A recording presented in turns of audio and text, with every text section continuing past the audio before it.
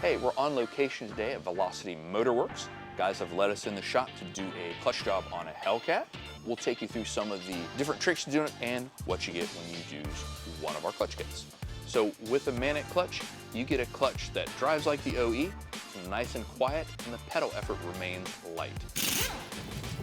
So we cleaned our splines, we took a little bit of the input shaft specific grease, and we've essentially gone all the way around the shaft and then just kind of wiped it off. Again, you just want like a nice waxy coating, that way the discs will constantly move on the shaft as they need to, not bind, you won't have any issues.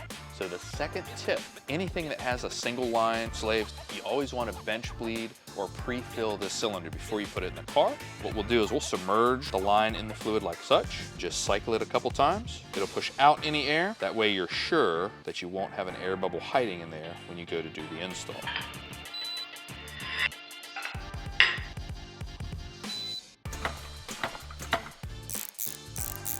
All right, clutch is in, we're gonna on the ground.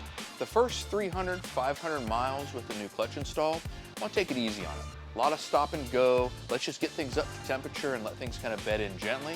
It'll get you a better life out of the clutch, a better performing clutch, and you'll actually get the maximum torque capacity. Tune in for a future video and we'll see you on the test drive.